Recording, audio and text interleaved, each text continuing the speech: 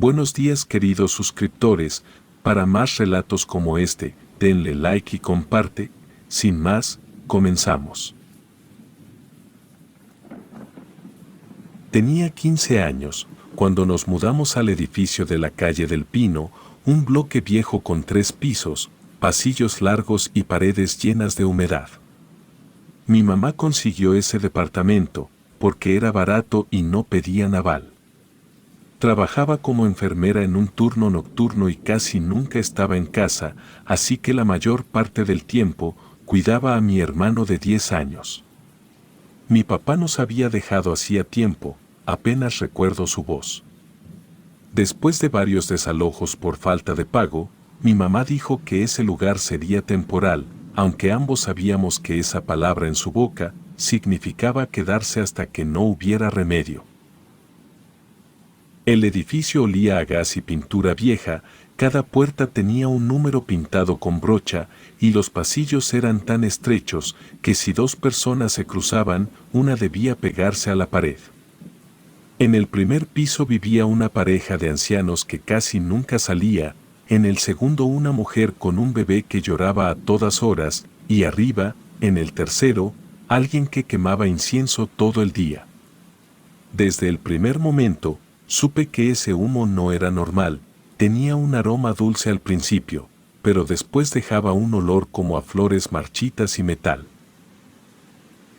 Durante la mudanza, mientras bajábamos cajas de la camioneta, una mujer apareció en las escaleras. Llevaba una blusa de encaje y un chal que olía igual que el incienso. El cabello teñido de rojo, tan liso que parecía de plástico, y se presentó como la vecina del tercero y traía una canasta con pan envuelto en servilletas bordadas. Su sonrisa era tan forzada que parecía dolerle. Dijo que había preparado los panes, porque hacía mucho que nadie vivía tranquilo en ese departamento, y que esperaba que a nosotras nos fuera mejor. Lo dijo con un tono amable, pero sus ojos parecían examinar cada movimiento que hacíamos. Mi mamá le agradeció y aceptó la canasta, sin notar mi incomodidad. La mujer se quedó un rato más, haciendo preguntas sobre dónde trabajaba mi madre, a qué hora regresaba, si yo estudiaba, si teníamos familiares cerca, todo lo dijo como si buscara algo entre las respuestas. Cuando se fue, el pasillo quedó impregnado de su perfume fuerte y sentí una náusea leve que no supe explicar.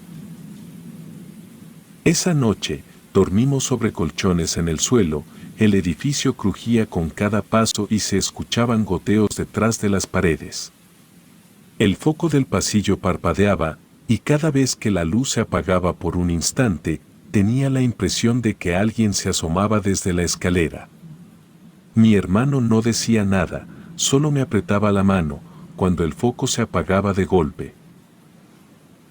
Los días siguientes, la rutina comenzó a fijarse. Mamá salía antes del amanecer y volvía hasta entrada la noche. Yo preparaba el desayuno, cuidaba del niño y trataba de adelantar tareas. La vecina del tercero aparecía siempre cuando estábamos sin mamá. Tocaba la puerta sin previo aviso y traía algo, una manzana roja, un trozo de pastel o una bolsa con pan dulce. Decía que le gustaba compartir, pero lo que me perturbaba era que cada cosa que tocaba quedaba impregnada con el mismo olor rancio, entre perfume barato y flores podridas. Una tarde la escuché cantando en su departamento, era una melodía lenta, sin palabras, como un murmullo. Desde el baño se oía con claridad, le puse atención y juraría que entre la canción pronunciaba nuestros nombres, dejé el cepillo y apagué el grifo. En ese momento la voz se detuvo, como si supiera que la escuchaba. Esa misma noche, mientras trataba de dormir, escuché un goteo constante en el baño. Al principio creí que era una llave mal cerrada, pero cuando fui a revisar, vi que las paredes estaban húmedas. Del azulejo escurría un líquido oscuro, espeso, casi negro, que caía al piso formando una mancha irregular. El olor era insoportable, entre óxido y grasa, así que corrí al cuarto y desperté a mi mamá, pero cuando regresamos juntas, el baño estaba seco. Ni una gota en el suelo. Me miró con cansancio y dijo que debía haber sido un reflejo del agua. A la mañana siguiente, el gato del vecino del segundo piso apareció muerto frente a nuestra puerta. Tenía la lengua de fuera y los ojos abiertos. Mi hermano gritó al verlo. Mamá bajó para avisar al dueño, pero cuando regresó, traía el rostro pálido. Dijo que la vecina del tercero estaba en el pasillo, parada junto al cuerpo del animal, y que había murmurado algo como: algunas criaturas no saben callar. Intenté preguntarle qué significaba, pero mamá prefirió no hablar más del tema. Esa noche noté que el incienso era más fuerte que nunca, pues se filtraba por la rendija de la puerta y dejaba un humo blanco suspendido en el aire. Mamá no había llegado aún del trabajo y yo trataba de mantener a mi hermano dormido. A medianoche el foco del pasillo se apagó por completo. Escuché pasos lentos bajando las escaleras. No era un vecino, los pasos eran medidos, arrastrados, como si alguien caminara con los pies descalzos. Miré por la mirilla, pero no se veía nada. Me asomé por la ventana y fue cuando la vi. La vecina estaba de pie frente al edificio, en la acera, mirando hacia mi cuarto. Sostenía una vela encendida en la mano. La flama no se movía pese al viento, no parpadeaba, como si estuviera encerrada en un cristal invisible, y permaneció ahí varios minutos sin apartar la mirada. Cerré la cortina y me recosté, pero el corazón no me dejaba descansar. Cuando amaneció, creí que todo había sido un mal sueño. Fui por la leche que dejamos en la entrada y noté algo. Justo frente a la puerta, en el suelo, estaba la vela apagada. La cera derretida formaba un círculo irregular y en el centro, había una huella de zapato pequeño, hundida como si alguien la hubiera dejado al apagar la flama. Se la mostré a mamá cuando regresó, pero solo me dijo que no debía aceptar regalos ni hablar con esa mujer. Yo ya no necesitaba que me lo dijera. Desde esa mañana, cada vez que el foco del pasillo parpadeaba, sentía que la vecina sabía exactamente lo que hacíamos dentro del departamento. Los días siguientes fueron cada vez más pesados. El edificio empezó a volverse inhabitable sin que nadie supiera por qué. El refrigerador dejó de enfriar de un día para otro, el agua sabía a óxido y los focos del pasillo explotaban sin motivo. Mamá pensó que eran fallas del sistema eléctrico, pero los vecinos no tenían ningún problema, solo nuestro departamento parecía descomponerse. La leche se cortaba en cuestión de minutos, los alimentos se llenaban de moho y el olor a incienso del tercer piso se filtraba incluso con las ventanas cerradas. Yo ya casi no dormía, pues cada noche escuchaba pasos lentos en el pasillo. No eran los de mi madre, que siempre salía antes del amanecer, ni los de mi hermano, que dormía profundamente por el cansancio. Eran pasos arrastrados, que se detenían justo frente a nuestra puerta y después seguían hacia las escaleras. Una madrugada, armándome de valor, abrí la puerta para comprobar quién rondaba, pero el pasillo estaba vacío, pero un hilo rojo se extendía desde nuestro tapete hasta el departamento de la vecina. Era tan delgado, que apenas se distinguía bajo la luz intermitente del foco. Me agaché y lo tomé con 2 dedos. Al intentar romperlo sentí un ardor fuerte en la palma, como si me hubiera quemado con aceite. Me quedé quieta, mirando la línea roja que ahora tenía un pequeño nudo en el extremo, justo frente a mi puerta. Cerré de golpe y me encerré en mi cuarto. Al día siguiente, el hilo ya no estaba, pero la piel de mi mano seguía enrojecida. Esa misma tarde mi hermano empezó a sentirse mal, tenía fiebre y decía que le dolía la garganta, aunque no había tos ni gripa. Cuando mamá lo llevó al hospital, los doctores dijeron que no encontraban causa, que podía ser algo viral. Le dieron medicamentos, pero la fiebre no bajaba. Días después apareció un sarpullido oscuro en su cuello, manchas como moretones que parecían expandirse. Por las noches, cuando tratábamos de dormir, la vecina golpeaba la pared 3 veces, siempre a la misma hora, 3:33 de la madrugada. El sonido era hueco, calculado, imposible de confundir con cualquier otra cosa. Una noche, decidí enfrentarla, subí las escaleras sin avisarle a mamá y toqué su puerta. Se tardó en abrir, pero cuando lo hizo, estaba maquillada como si esperara visitas, me miró sin sorpresa, con una sonrisa apenas dibujada. Le dije que si podía dejar de golpear las paredes, que mi hermano estaba enfermo.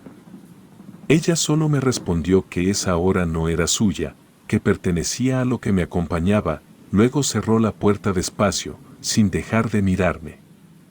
Bajé temblando y desde entonces evité subir al 3er piso. Unos días después, mientras bajaba la basura, vi que la vecina estaba en el área común, junto a los contenedores, tiraba frascos de vidrio, uno tras otro, con cuidado. Me oculté detrás de la baranda y esperé a que se metiera. Cuando se fue, me acerqué. Dentro de los frascos había cosas que no tenían sentido: cabellos trenzados, uñas, cera derretida, pedazos de papel manchados. En uno de ellos, el papel tenía mi nombre, estaba escrito con tinta corrida, pero se distinguía con claridad. De verdad sentí que el corazón me golpeaba el pecho. Corrí escaleras arriba y le conté todo a mamá. Por primera vez la vi asustada, me pidió que no tocara nada de lo que viniera de esa mujer y cerró las cortinas de la sala. Esa noche, el malestar de mi hermano empeoró, gritaba dormido y movía los brazos como si peleara con alguien. Al entrar a su habitación, lo encontramos hablando en voz baja, con palabras que no entendíamos. Mi mamá lo sacudió hasta que despertó, pero cuando abrió los ojos, dijo que soñaba con una mujer parada frente a su cama, que le prometía curarlo si le daba lo que faltaba. Fue entonces cuando mamá aceptó que algo extraño pasaba. Al día siguiente, en el hospital, habló con una compañera suya, que conocía a una mujer que hacía limpias. Esa misma tarde fuimos a buscarla.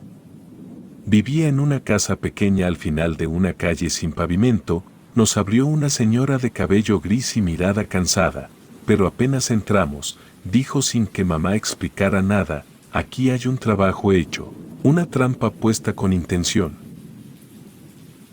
La mujer pidió que le describiéramos a nuestra vecina. Cuando lo hicimos, movió la cabeza con desagrado, y nos explicó que lo que teníamos encima había sido atraído mediante comida o regalos, que el mal entró por las manos de quien los aceptó.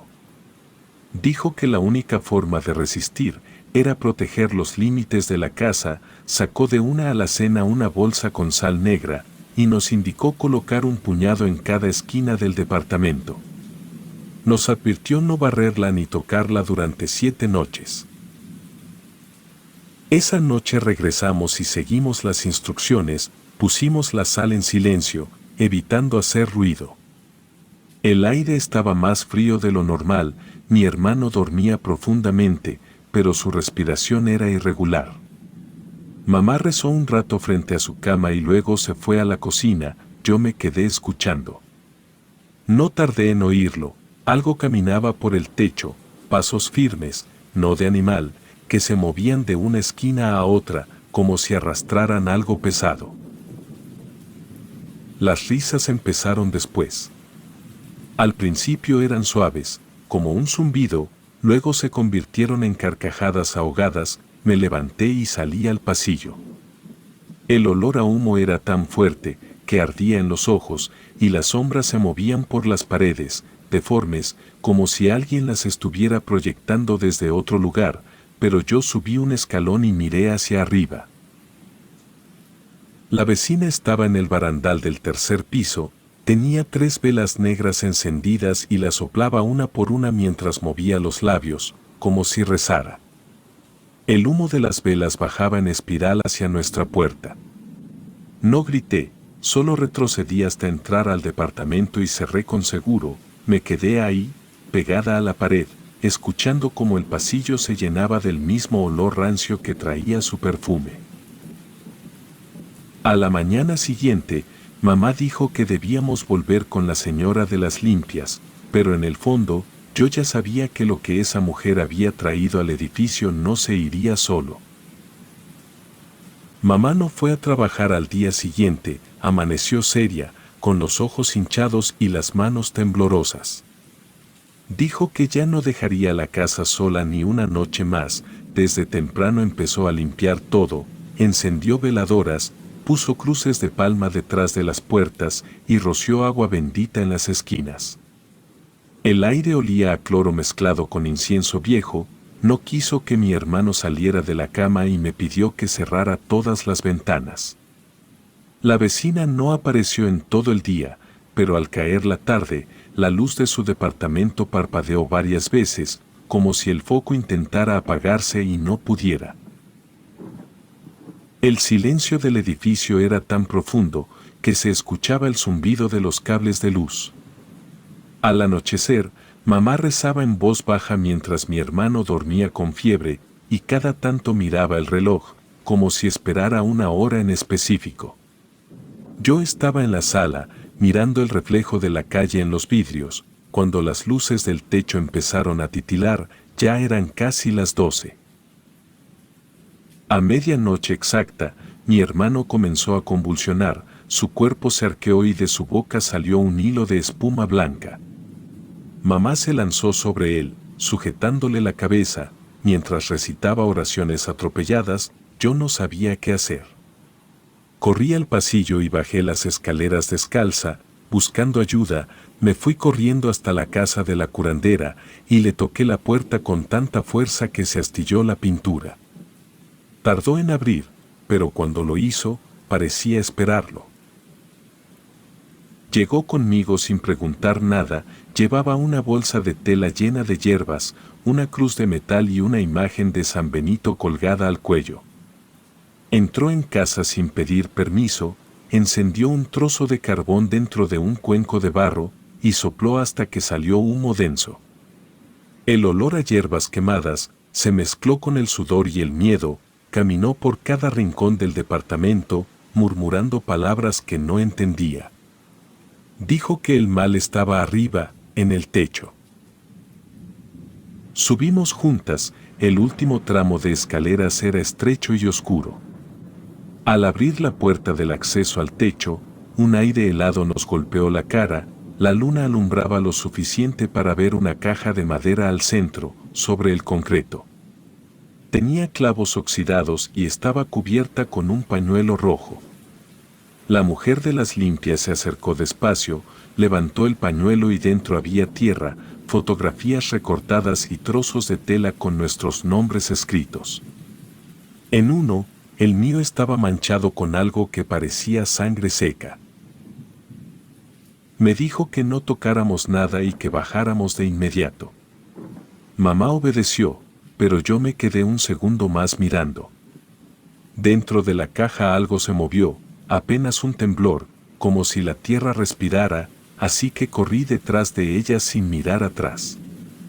Desde abajo escuchamos a la mujer empezar un rezo fuerte, con voz ronca, pronunciando palabras que hacían vibrar las ventanas. El aire cambió de golpe, se volvió pesado, casi irrespirable, y las luces parpadearon y luego se apagaron por completo. El golpe llegó enseguida, un estruendo seco en el techo, como si algo muy pesado hubiera caído. Mamá gritó el nombre de la mujer, pero no hubo respuesta. El silencio duró unos segundos que parecieron eternos, hasta que se escuchó un grito. Era de la vecina. Largo, quebrado, con un tono de dolor que helaba la sangre. El sonido bajó por las escaleras como un eco vivo. Mamá encendió una vela y subió sin pensar. Yo la seguí, aunque me temblaban las piernas. Pero la caja ya no estaba cerrada, el pañuelo rojo yacía a un lado y dentro solo había un charco negro que olía a podrido. La mujer de las limpias estaba arrodillada, exhausta, con el crucifijo en la mano. Dijo que el lazo se había roto, pero que algo se había llevado lo que no le pertenecía. Esa noche nadie volvió a subir al techo. Al día siguiente, el departamento de la vecina permanecía cerrado, nadie la vio salir ni entrar. Pasaron 3 días y el olor a incienso se transformó en un hedor dulzón, insoportable.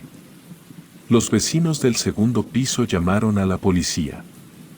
Cuando llegó la patrulla y abrieron su puerta, encontraron a la mujer muerta en el piso, rodeada de velas derretidas, con muñecos de trapo quemados y dibujos en el suelo hechos con sal.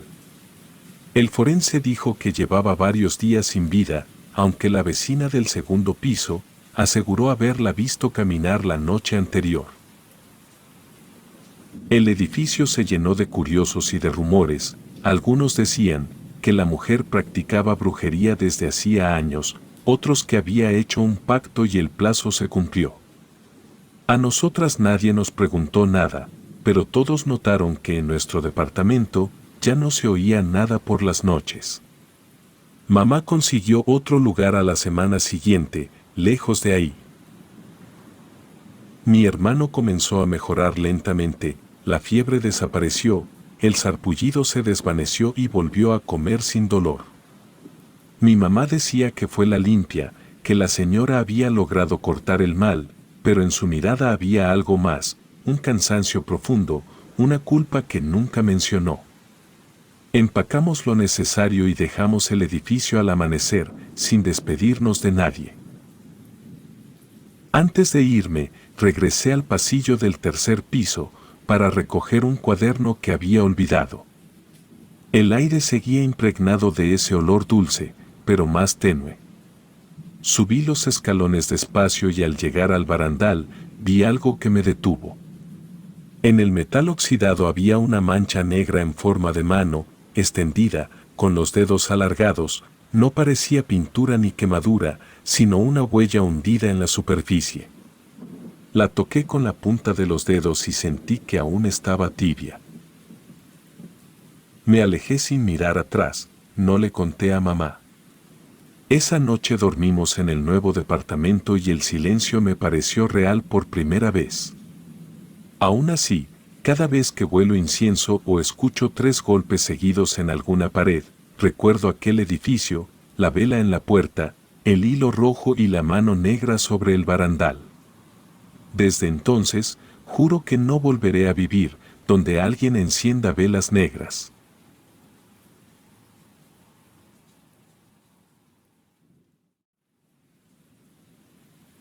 Recuerdo que aquel día de muertos, el aire olía a cera derretida y pan dulce. Acompañé a mi mamá al mercado, como cada año, para comprar flores y veladoras. Era un sitio lleno de ruido, con los pasillos estrechos, puestos improvisados y gente regateando por todo. Me gustaba caminar entre los colores del cempasúchil y las calaveritas de azúcar que brillaban bajo la luz amarilla de los focos colgantes.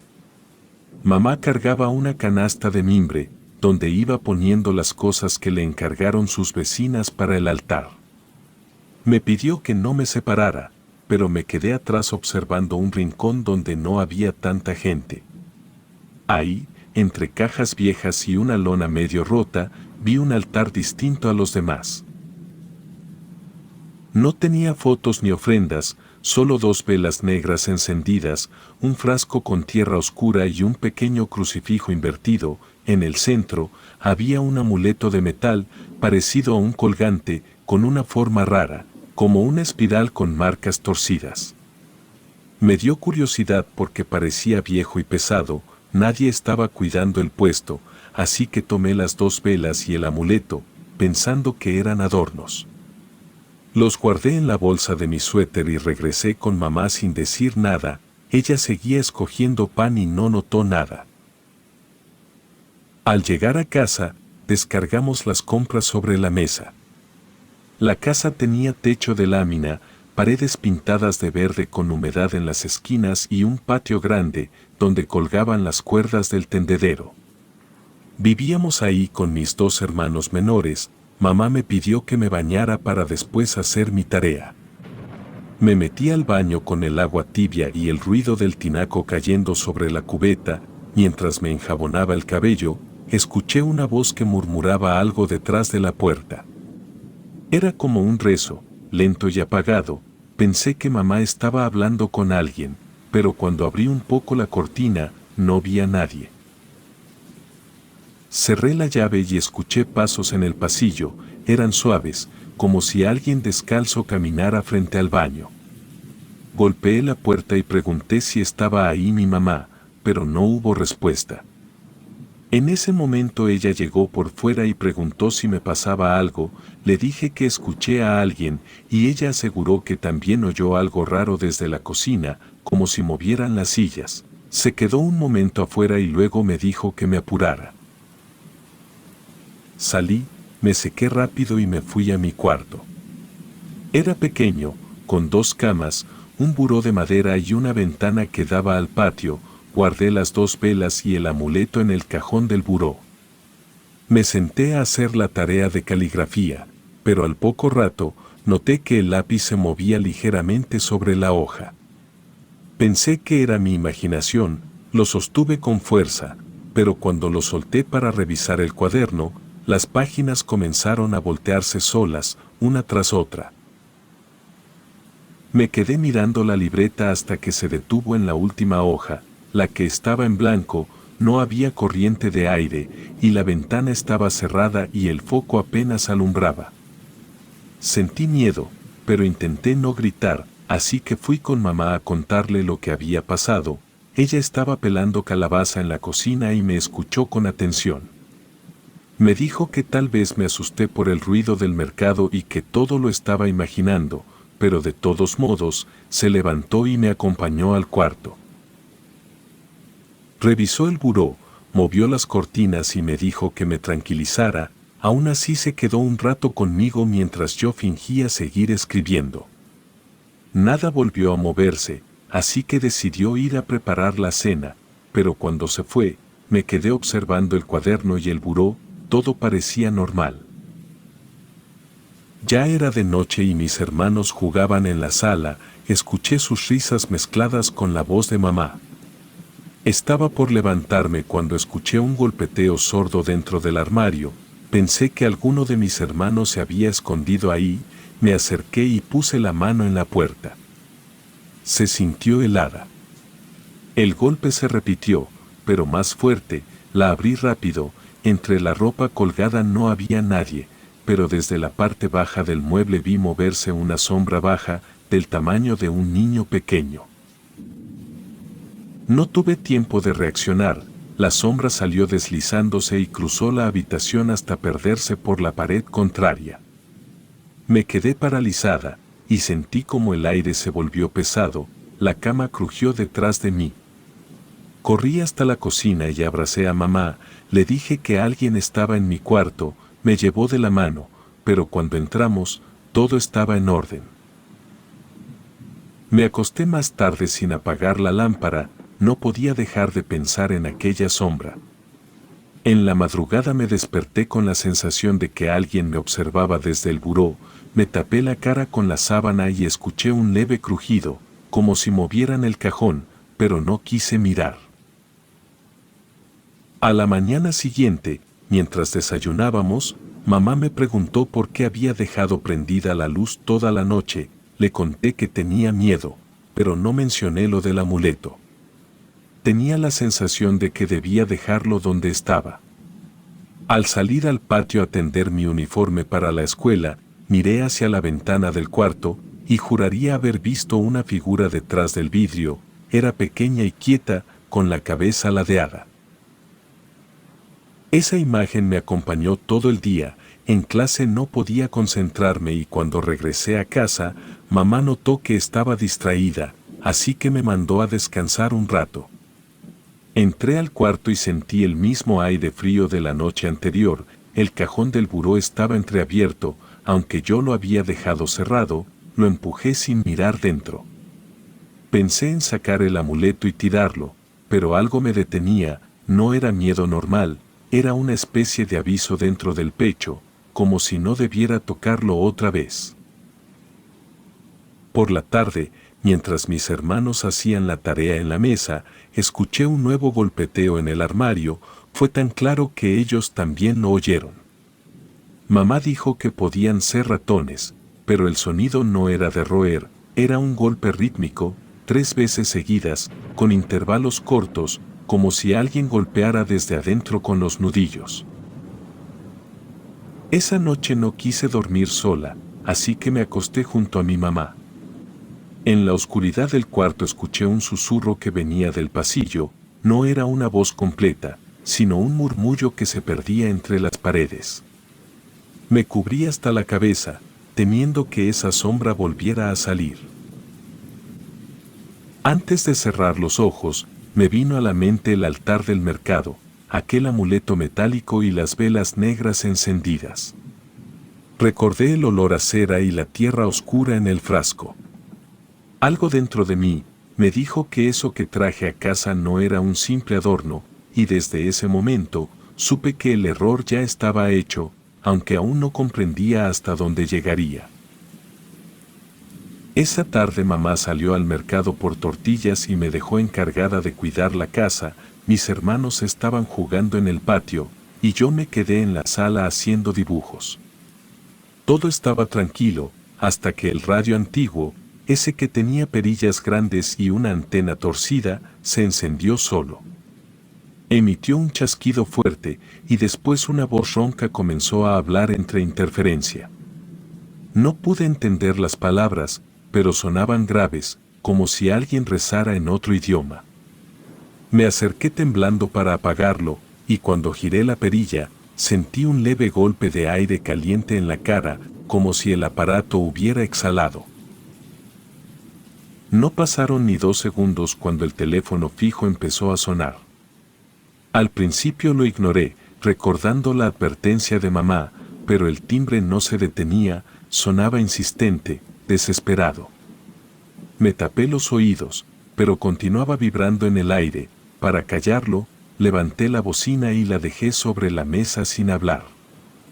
En ese momento, de la bocina salió un grito largo, agudo, que me obligó a soltarla, cayó al suelo y se balanceó colgando del cable. Sentí las piernas tan flojas que me senté en el piso, y el grito seguía sonando por segundos, hasta que de pronto todo quedó en silencio. Salí corriendo al patio, donde mis hermanos seguían jugando. No les dije nada porque no me habrían creído. Me subí al columpio viejo que colgaba del árbol de aguacate, me mecí despacio para distraerme. Miré al cielo y vi que las nubes se movían rápido, como si el viento corriera en todas direcciones. Cerré los ojos un instante y de pronto, sentí unas manos frías en mi espalda. Me empujaron con tanta fuerza que salí disparada hacia el suelo, sentí el golpe seco en el brazo derecho, y un dolor punzante me atravesó hasta el hombro. De verdad que grité tan fuerte que los vecinos se asomaron. Mamá regresó corriendo con las tortillas en la mano, me subió al coche de un vecino y me llevó al hospital. Recuerdo la lámpara blanca sobre mi cara, el olor a alcohol y el yeso tibio envolviendo mi brazo. Me dijeron que era una fractura leve, pero debía mantenerlo inmovilizado.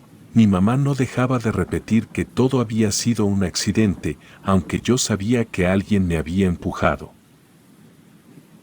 De vuelta en casa, el ambiente se sentía distinto.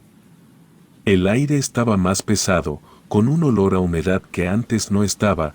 Dormía mal y despertaba sobresaltada, y cada noche veía la misma figura, un niño encorvado parado frente a la puerta, con la cabeza gacha y los pies sucios.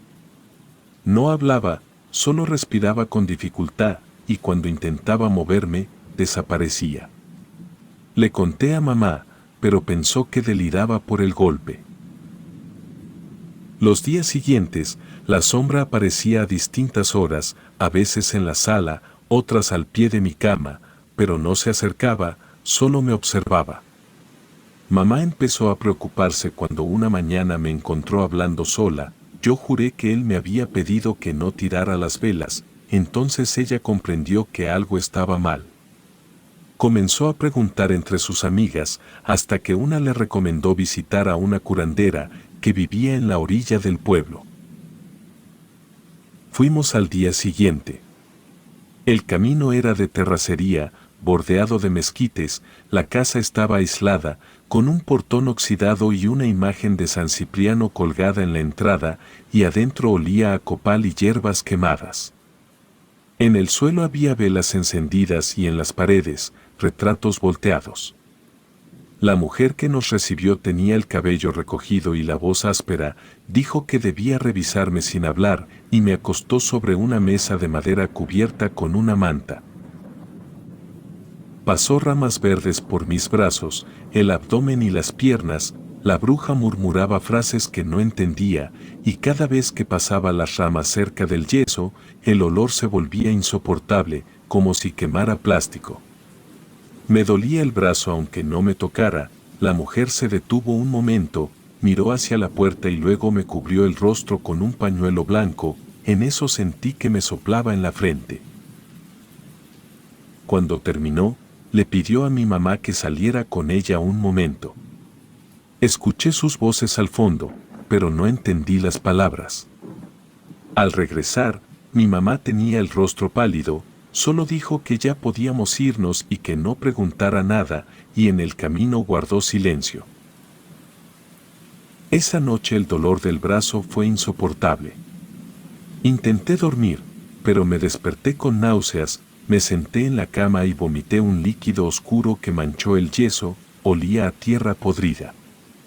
Mamá se levantó alarmada, me limpió con una toalla y se quedó junto a mí hasta el amanecer.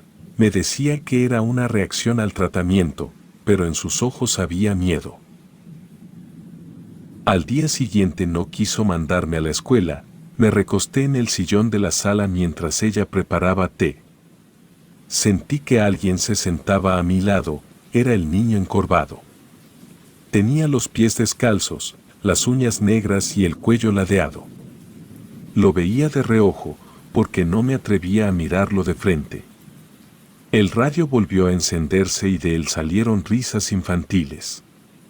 No eran de mis hermanos, eran muchas, como si varios niños se burlaran desde adentro del aparato. Mamá corrió a desenchufarlo, pero el sonido no cesó, se escuchaban pasos en el pasillo, puertas que se cerraban solas y algo que raspaba las paredes y las luces parpadeaban. Cuando todo se calmó, la casa quedó con un olor a humo. Esa madrugada soñé con una figura alta y flaca, con el rostro cubierto de lodo, caminaba detrás de mí en un campo de tierra seca. Cada vez que volteaba, su cara se desfiguraba más, hasta quedar sin ojos ni boca. Me desperté gritando y con el yeso empapado en sudor. Mamá no lo soportó más, tomó el teléfono y llamó a la bruja curandera. Le explicó lo que había pasado, la mujer le respondió que debíamos regresar cuanto antes, dijo que lo que tenía encima no se quitaría solo, que había algo adherido a mí. Fue la primera vez que vi a mi madre aceptar que aquello no era casualidad. Mientras colgaba el teléfono, me miró con los ojos rojos y dijo que todo empezó el día que trajimos esas cosas del mercado. No había mencionado antes las velas ni el amuleto, pero ahora las recordaba con la misma claridad que yo. Me quedé observando el buró cerrado, sintiendo que adentro latía un corazón ajeno, y aunque no sabía cómo, supe que esa sombra que me seguía venía de ahí, de ese metal oxidado que nunca debí tocar. Esa mañana, mientras mamá limpiaba el cuarto, abrió el cajón del buró para sacar unas tijeras. Al hacerlo, encontró el amuleto y las 2 velas negras envueltas en un pañuelo. El metal oxidado brillaba débilmente bajo la luz que entraba por la ventana. Ella lo tomó con cuidado y me llamó con tono seco. Cuando llegué, tenía el rostro tenso, con la mandíbula apretada, me preguntó qué era eso y por qué lo tenía guardado. La verdad no supe qué decir, solo sentí un nudo en el estómago. Le conté todo, que los había tomado del altar del mercado, porque me parecieron curiosos, que nadie los cuidaba, que no sabía que era algo malo. Mi mamá me miró largo rato, sin regañarme, solo asustada. Dijo que ya entendía por qué todo había empeorado desde ese día, y sin perder tiempo, guardó los objetos en una bolsa de plástico y me hizo vestirme. En eso salimos rumbo a la casa de la curandera. El camino parecía más largo que la vez anterior, las calles estaban vacías y el cielo gris. Cuando llegamos, la mujer estaba sentada afuera, como si nos estuviera esperando. Miró la bolsa antes de que mamá dijera una palabra, nos hizo pasar a la sala y colocó la bolsa sobre una mesa con mantel bordado. Encendió incienso, murmuró algo en voz baja y luego abrió el plástico. Apenas vio los objetos, frunció el ceño y dijo que eso no debía estar en una casa viva.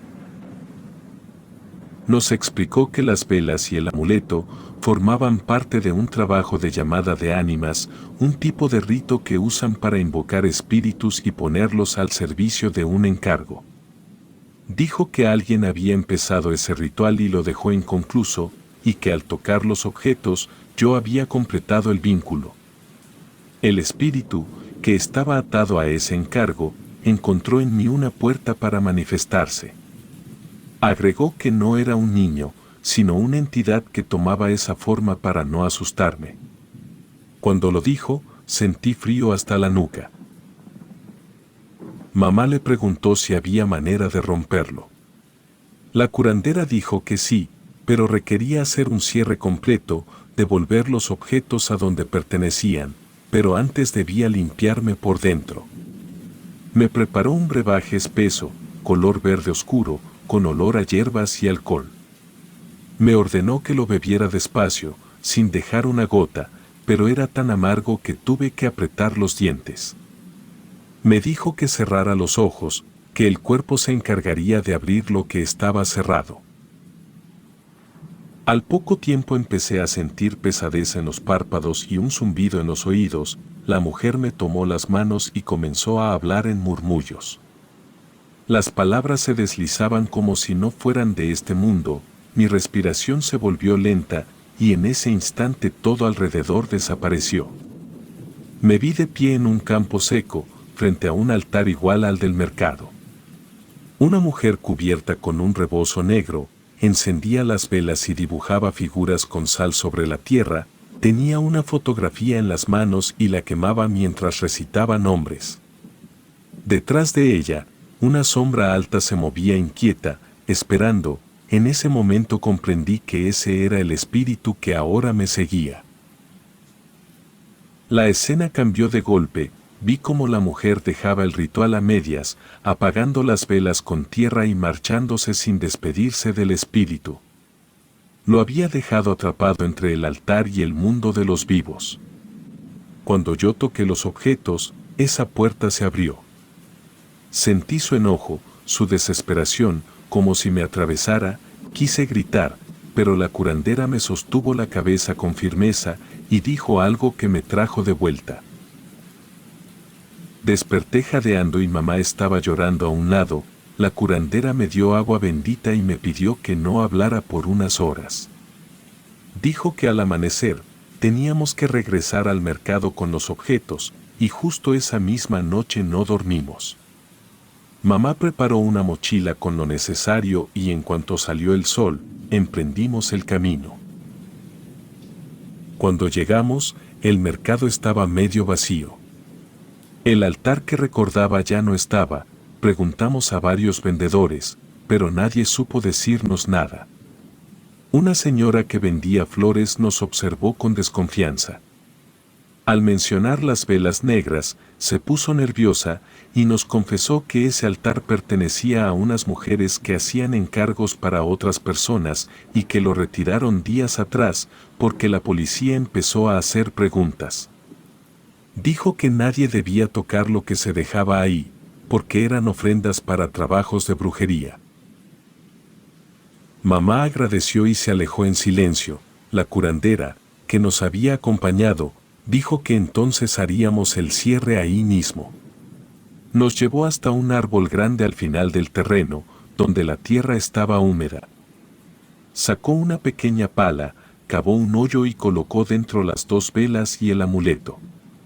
Vertió agua que dijo provenía de 7 iglesias distintas.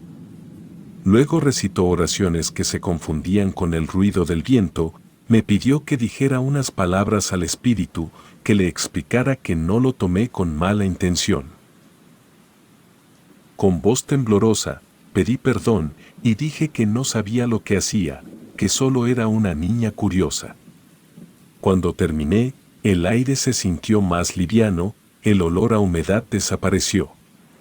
Mamá lloró en silencio y la curandera tapó el hoyo y marcó una cruz sobre la tierra. De regreso a casa, el ambiente era distinto, el aire ya no pesaba, y esa noche dormí sin sobresaltos por primera vez en semanas. Los días pasaron y el dolor del brazo fue disminuyendo. Las puertas dejaron de golpear, el radio no volvió a encenderse y la sombra del niño no volvió a aparecer. A veces, al atardecer, sentía un leve escalofrío, pero no pasaba de ahí.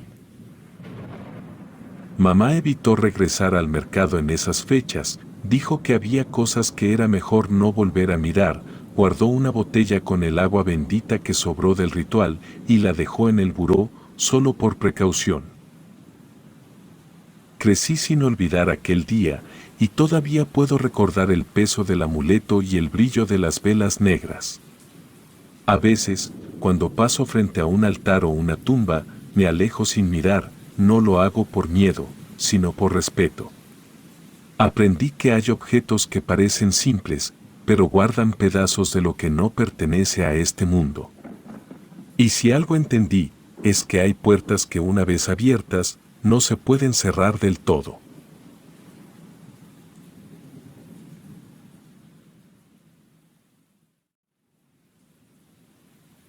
En los oscuros rincones de Cuernavaca yace una historia que ha sido susurrada durante generaciones. Se trata de la leyenda de la Dama de los Espejos, un relato que teje misterio y tragedia en igual medida. Todo comenzó en los tumultuosos años de 1930, cuando Cuernavaca era un hervidero de intrigas y secretos bien guardados. En aquellos días, una mujer de belleza insuperable, de origen español y con una enfermedad incurable, moraba en una mansión imponente en los límites de la ciudad. Ella, conocida entre los lugareños como Elisa de la Rosa, había conquistado los corazones de muchos con su encanto y gracia, pero su destino estaba sellado por la cruel mano de la enfermedad. En sus últimos días, postrada en su lecho de muerte, Elisa formuló una petición extraordinaria a su esposo, un hombre adinerado que siempre había complacido cada uno de sus deseos. «Quiero que mi tumba esté cubierta de espejos», murmuró con voz débil, pero firme, mientras su esposo, con el corazón destrozado por la inminente pérdida, escuchaba atentamente cada una de sus palabras.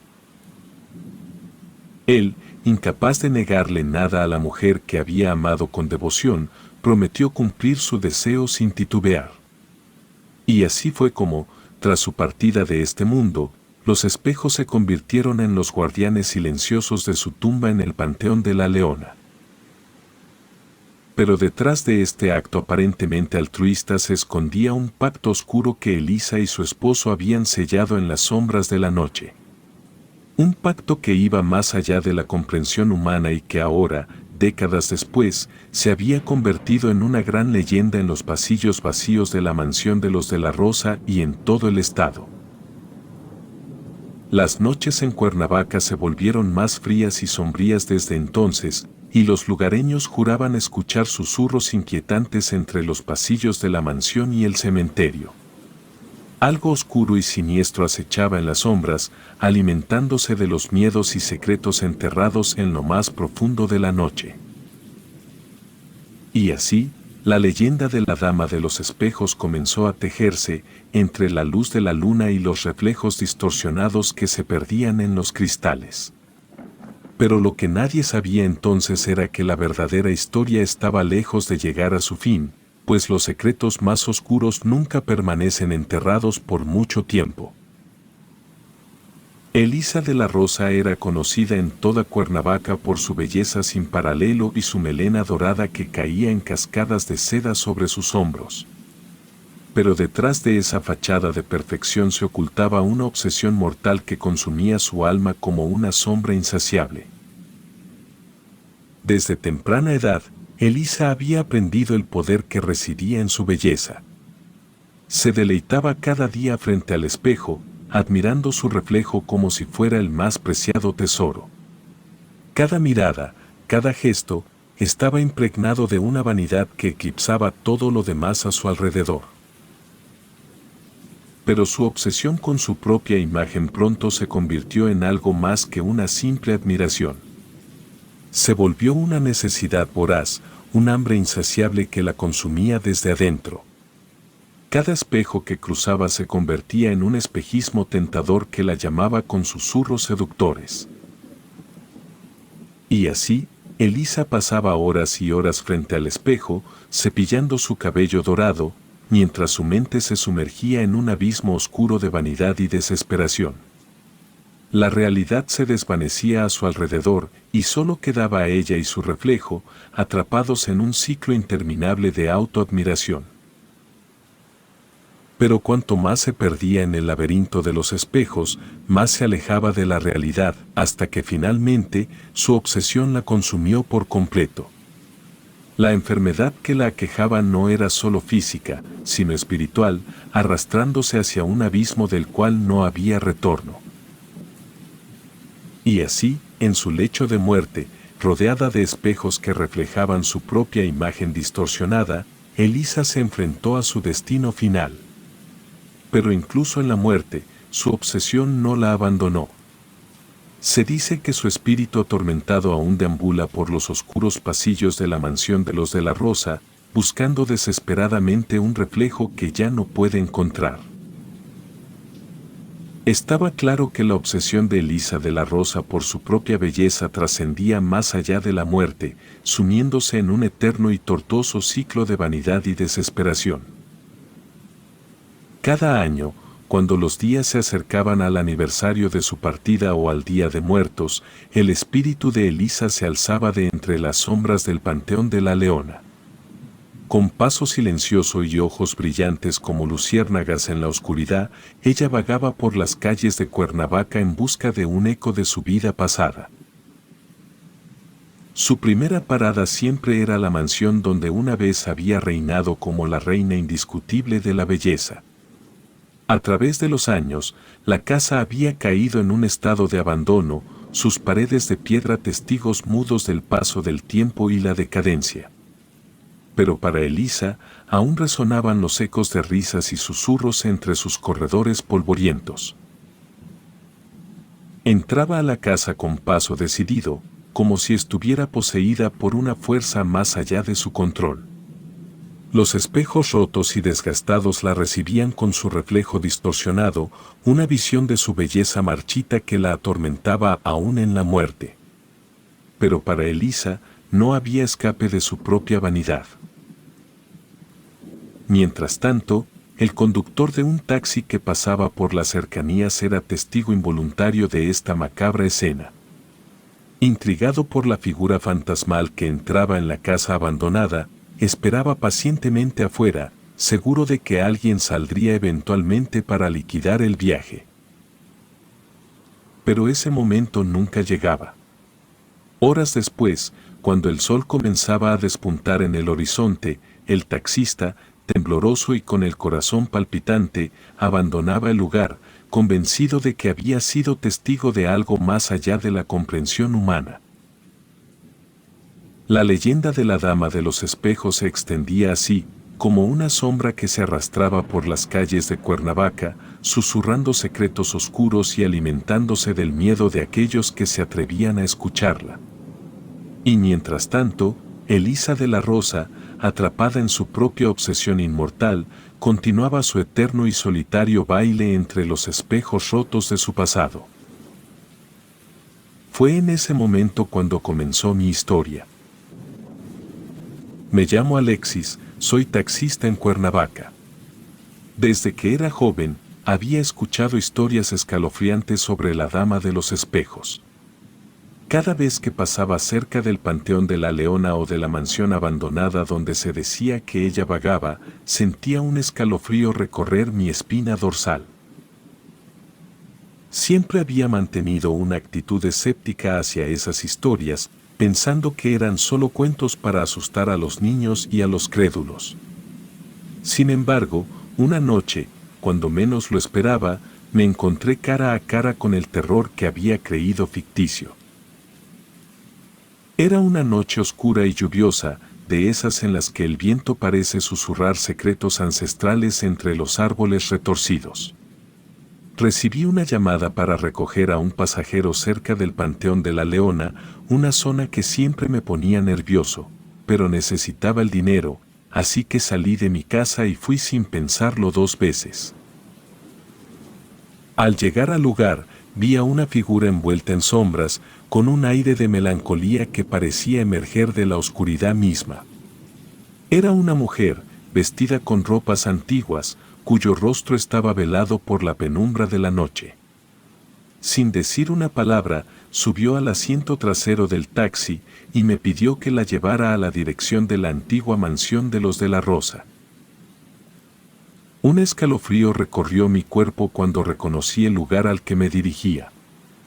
Recordé todas las historias que había escuchado sobre aquel sitio, sobre la dama que vagaba entre sus paredes. Pero no podía negarme a llevar a mi pasajera a su destino, así que comencé el viaje con el corazón latiendo desbocado en mi pecho. Durante el trayecto, intenté romper el silencio con conversación, pero la mujer permaneció en silencio, perdida en sus propios pensamientos. Cada vez que me atrevía a mirarla a través del espejo retrovisor, sentía un escalofrío recorrerme la espalda, como si estuviera siendo observado por algo más que una simple pasajera. Cuando llegamos a la mansión abandonada, la mujer se bajó del auto sin decir una palabra. La observé mientras se alejaba entre las sombras, desapareciendo en la oscuridad de la noche. Esperé un momento, esperando ver si alguien salía a liquidar el viaje, pero ningún alma viviente apareció. Después de dejar a la misteriosa mujer en la mansión de los de la Rosa, regresé a mi rutina diaria de recoger pasajeros y llevarlos a sus destinos, intentando ahogar en la distracción del trabajo el recuerdo perturbador de aquel encuentro en la noche lluviosa. Sin embargo, mi paz se vio interrumpida días después, cuando recibí una visita inesperada en la estación de taxis. Era un hombre mayor, elegantemente vestido y con una mirada sombría que parecía penetrar hasta lo más profundo de mi alma. ¿Eres tú quien llevó a mi esposa a la mansión de los de la Rosa la otra noche?, preguntó con voz grave y llena de autoridad. Asintiendo con cautela, le confirmé que había sido yo quien había llevado a una mujer a ese lugar. Pero antes de que pudiera decir algo más, el hombre me agarró del brazo con fuerza, clavando su mirada en la mía con una intensidad que me heló la sangre. Mi esposa falleció hace años, susurró, su voz temblorosa con una mezcla de tristeza y desesperación. Lo que viste esa noche no era más que un espíritu atormentado, condenado a vagar por la eternidad en busca de redención. Mis manos temblaban mientras escuchaba sus palabras, incapaz de procesar lo que acababa de revelarme. ¿La mujer que había llevado en mi taxi era realmente un fantasma? ¿Había sido testigo de algo sobrenatural sin darme cuenta? El hombre me soltó con un suspiro cansado, como si llevara el peso del mundo sobre sus hombros. Te advierto, hijo, mantente alejado de esos lugares. Hay fuerzas más allá de nuestra comprensión acechando en las sombras, y no todos regresan indemnes después de cruzar su umbral. Con el corazón aún martilleando en mi pecho, asentí con la cabeza en silencio, prometiendo seguir su consejo. Pero en lo más profundo de mi ser, sabía que la experiencia que había vivido esa noche me perseguiría para siempre, recordando que en Cuernavaca las leyendas eran más que simples cuentos de viejas. Eran realidades oscuras que acechaban en las sombras, esperando ser descubiertas por aquellos lo suficientemente valientes o imprudentes para buscar la verdad. Las noches se volvieron un tormento para mí después de aquel encuentro con la misteriosa mujer vestida de negro. Cada vez que cerraba los ojos, su imagen se colaba en mis sueños como una sombra insistente, persiguiéndome a través de los callejones oscuros de mi mente. Ella caminaba hacia mí con pasos lentos y silenciosos, su vestido ondeando en el viento nocturno como un espectro de la noche. Su rostro permanecía oculto entre las sombras, pero su presencia era suficiente para helarme la sangre en las venas. Intenté ignorar estos sueños perturbadores, diciéndome a mí mismo que eran solo el resultado de mi imaginación sobreexcitada por las historias que había escuchado. Pero cada noche que pasaba, su influencia parecía crecer más fuerte, como si hubiera encontrado un camino hacia mi subconsciente y no estuviera dispuesta a abandonarlo. La desesperación se apoderó de mí, consumiendo mi mente con pensamientos de locura y paranoia. ¿Qué quería esta mujer de mí? ¿Por qué se había aferrado a mis sueños con tanta ferocidad? Mis días se convirtieron en una lucha constante por mantenerme despierto, temeroso de lo que encontraría al cerrar los ojos una vez más. Pero la falta de sueño comenzó a pasar factura en mi cordura, dejándome al borde del abismo de la locura. Finalmente, no pude soportarlo más. Busqué ayuda en todas partes, desde médicos hasta chamanes, pero ninguno pudo liberarme de la opresión de aquella presencia oscura que se había apoderado de mi mente. Y así, me vi atrapado en un ciclo interminable de terror y desesperación, perseguido por la imagen fantasmal de la mujer vestida de negro que se había instalado en mis sueños. Mi única esperanza era encontrar una manera de romper este vínculo sobrenatural antes de que fuera demasiado tarde y me arrastrara hacia la oscuridad eterna.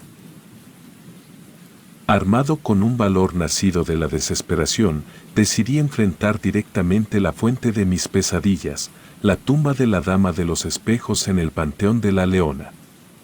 Con el corazón latiendo con fuerza en mi pecho, me adentré en el camposanto en busca de respuestas que pudieran liberarme de la opresión de aquellos sueños perturbadores. La noche estaba envuelta en un manto de oscuridad, solo interrumpida por la luz mortecina de la luna que se filtraba entre las nubes.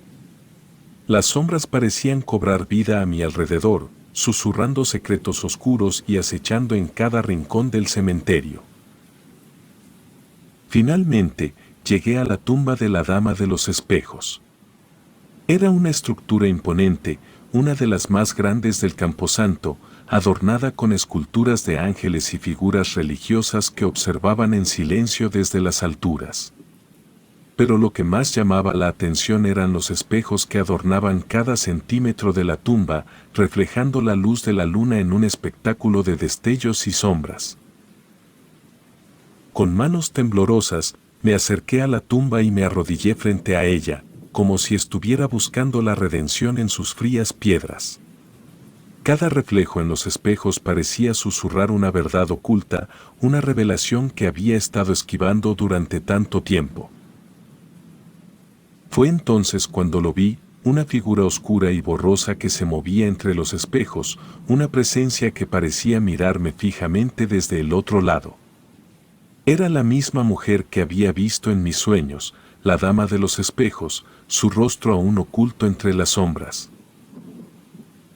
Con un grito de desafío, me lancé hacia adelante, rompiendo el hechizo que me había mantenido prisionero durante tanto tiempo. Agarré un fragmento afilado de espejo y lo levanté hacia la figura fantasmal, dispuesto a enfrentarla cara a cara y exigir respuestas. Pero en el momento en que mi mano tocó el reflejo frío del cristal, la figura se desvaneció en el aire, como si nunca hubiera estado allí. Miré a mi alrededor, confundido y tembloroso, preguntándome si todo había sido solo una ilusión causada por mi propia mente atormentada. Sin embargo, en ese momento, una sensación de calma se apoderó de mí, como si hubiera liberado una carga que había llevado durante demasiado tiempo. Me levanté de la tumba, sabiendo que, aunque las pesadillas aún podían perseguirme en la oscuridad de la noche, ahora tenía el coraje para enfrentarlas y encontrar la paz que tanto anhelaba. Y así, con un último vistazo a los espejos que adornaban la tumba de la Dama de los Espejos, me alejé del cementerio, listo para enfrentar cualquier desafío que el destino pudiera deparar. Con el paso de los años, la tumba de la Dama de los Espejos en el Panteón de la Leona cayó en el olvido y la decadencia. La partida de su esposo marcó el comienzo del declive de aquel lugar que una vez fue testigo de su belleza y vanidad, pero que ahora abandonado y desolado. Sin familiares cercanos que se hicieran cargo de los gastos de mantenimiento, la tumba se encontraba en un estado de deterioro alarmante. Los espejos, alguna vez relucientes y majestuosos, ahora estaban empañados por el paso del tiempo y cubiertos de polvo y suciedad. Las esculturas de ángeles que alguna vez guardaron silenciosa vigilia sobre los restos de la Dama de los Espejos ahora estaban desgastadas por la intemperie, sus alas rotas y sus rostros desfigurados por el abandono. La memoria de la mujer que una vez había sido la más hermosa de Cuernavaca se desvanecía lentamente, borrada por el paso implacable del tiempo y la indiferencia de aquellos que la rodeaban. Las leyendas que una vez habían susurrado su nombre con reverencia ahora apenas eran un eco lejano en la mente de los lugareños, relegadas al olvido junto con los escombros de su tumba abandonada. Pero incluso en su deterioro, la tumba seguía siendo una leyenda muy conocida por sus espejos rotos y sus esculturas desgastadas, los cuales eran testigos mudos de los secretos y las tragedias que habían acompañado a aquella mujer en vida, una advertencia para aquellos que se atrevían a buscar la belleza a cualquier costo. Y así, en el silencio del cementerio, la historia de la Dama de los Espejos se desvanecía lentamente en la oscuridad, perdida en el polvo de los siglos y relegada al reino de las leyendas olvidadas. Pero su memoria seguía viva en aquellos pocos que recordaban su historia, un recordatorio de que incluso los más hermosos entre nosotros pueden caer en las garras del destino más oscuro si no tienen cuidado. A medida que los años pasaron, yo, el antiguo taxista que una vez se enfrentó a los horrores de la Dama de los Espejos, finalmente me jubilé por la edad. Mis días de recorrer las calles de Cuernavaca en busca de pasajeros habían llegado a su fin, pero mi mente seguía atormentada por los recuerdos de aquella noche oscura. Aunque nuevas generaciones de taxistas llenaban las calles de Cuernavaca, yo sabía que había una verdad que no podían ignorar. La leyenda de la Dama de los Espejos seguía siendo una advertencia ominosa para aquellos que se aventuraban cerca del Panteón de la Leona. Mis viejos colegas me contaron que habían oído susurros entre ellos sobre los peligros de detenerse en aquel lugar por la madrugada, y mucho menos de tomar un viaje que se dirigiera a la Casa de la Rosa. Aunque ya no estaba en la carretera, una parte de mí seguía vigilante, recordando a aquellos que se aventuraban demasiado cerca de los misterios que se escuchan en las profundidades de Cuernavaca.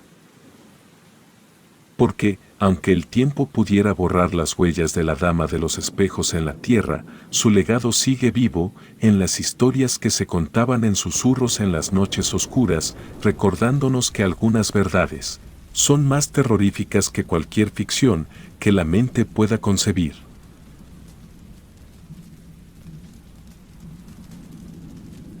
Relatos anónimos.